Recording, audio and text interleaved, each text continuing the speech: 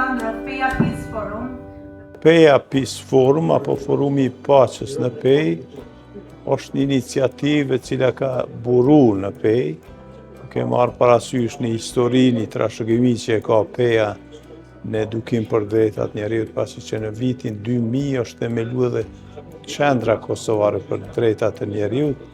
Në kuadër të qendrës ka qenë edhe një akademi për drejtat njerëzit, po ashtu edhe kampi kalimi i urave për nxënës.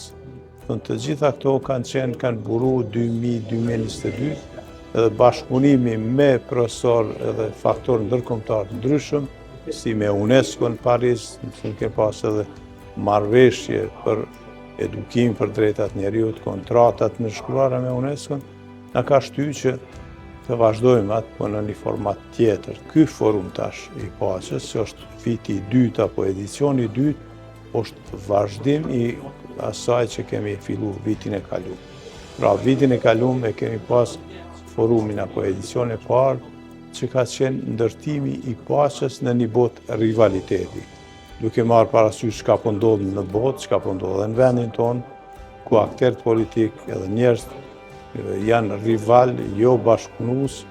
edhe ajo shkakton edhe një ngecje në zhvillim,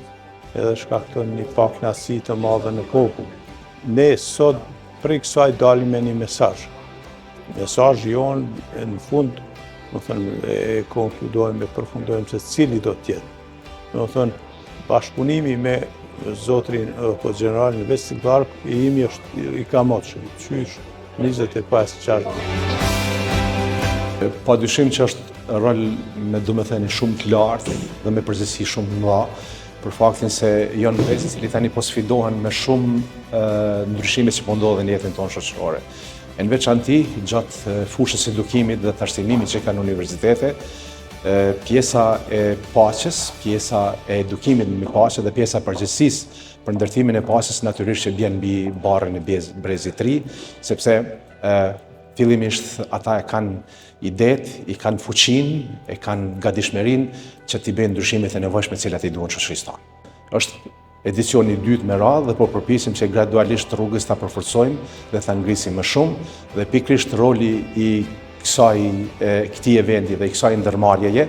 është fakti që ne po përpiqem ta ngrisim nivelin dhe edukimin e brezit të ri për të cilin ne diskutojmë pak më herët.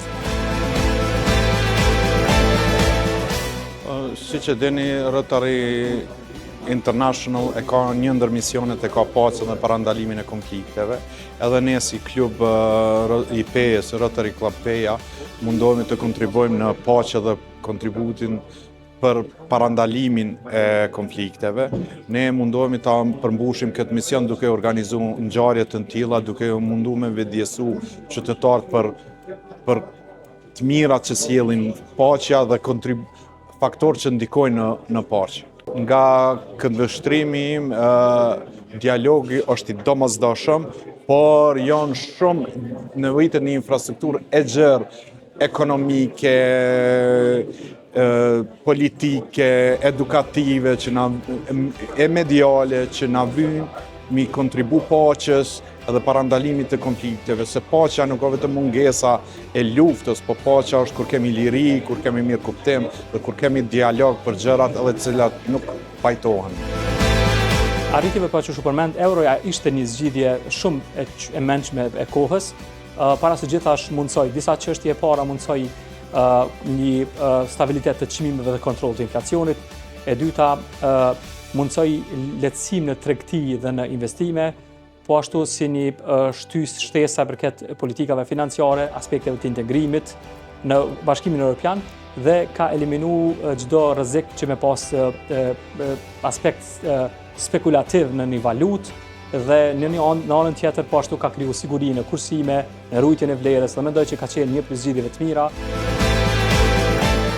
Paqja dhe parandalimi i konflikteve është një ndër pikat kryesore të fokusit të Rotary. Kështu që në këtë kuadër, ky forum është mos i mirëpritur dhe i vlerësuar nga audienca kudo. Dhe në këto turbullta ku sot bota është e përfshirë, ky forum merr një kuptim akoma më të vlefshëm dhe më signifikativ për audiencën të cilës i drejtohet. paqja dhe siguria në Kosovë arrihet nëpërmjet jo vetëm nëpërmjet institucioneve të Kosovës, që tashmë kanë arritur standardet e tyre të funksionalitetit në të gjithë dimensionet, qoftë në dimensionin e sigurisë, por edhe qoftë në dimensionin ekonomik të zhvillimit të sistemeve